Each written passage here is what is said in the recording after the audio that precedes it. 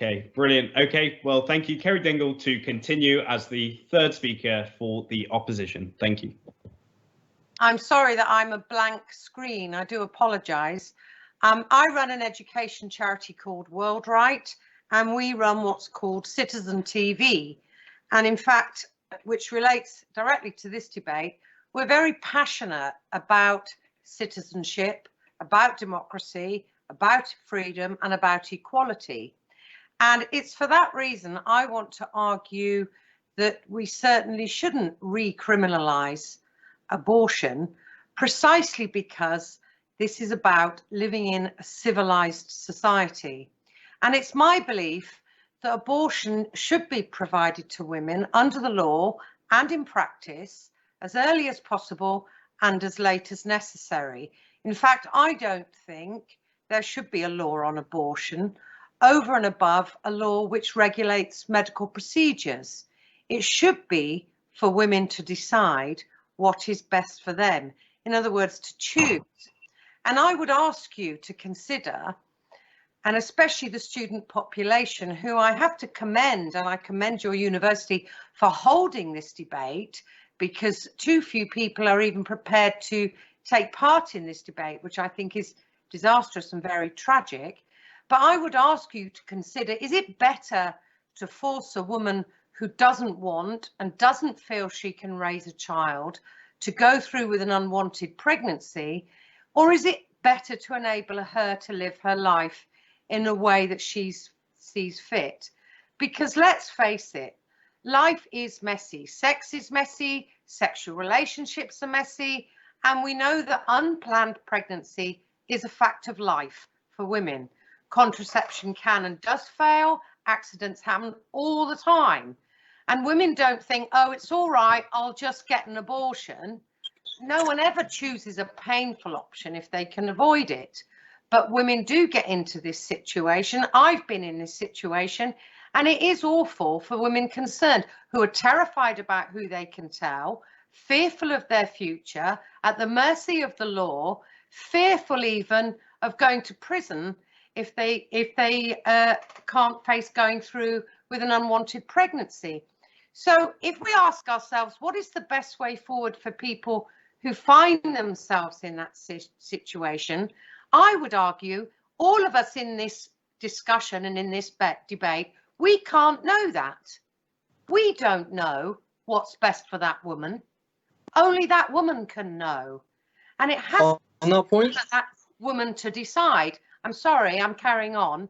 We can't decide in advance what would be best for that young woman or for an older woman and for her family. They have to decide that.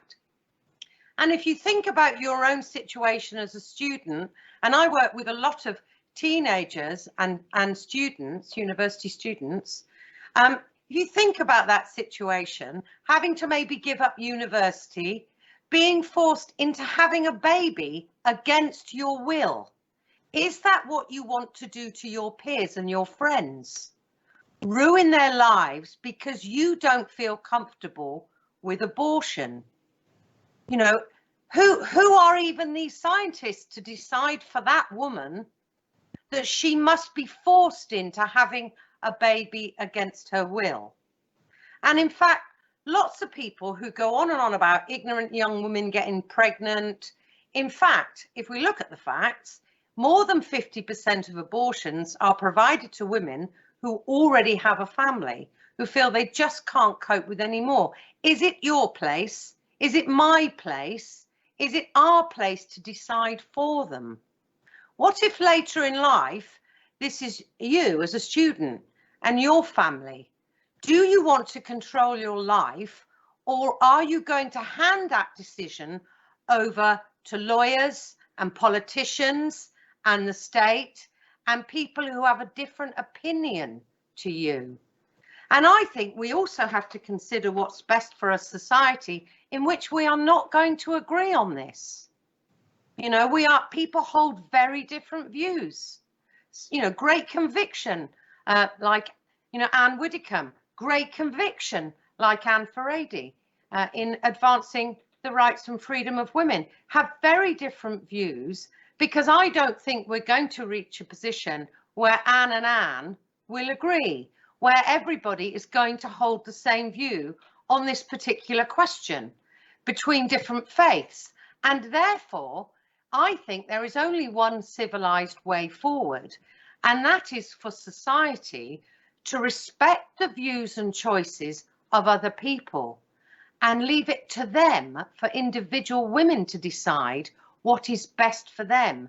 Not the state, not the doctors, not us, not you, but if you're stuck yourself, being able to make that decision to choose. I think that is the consistently civilized position to take. We can respect other people's views we disagree with. We have to allow them their life decisions. That is progress. That is what has taken us out of the dark ages and allowed women to control their fertility, to decide when they want to have a family, and to move forward on that basis. And I would strongly urge a vote against this motion for women to make the choices that are best for themselves.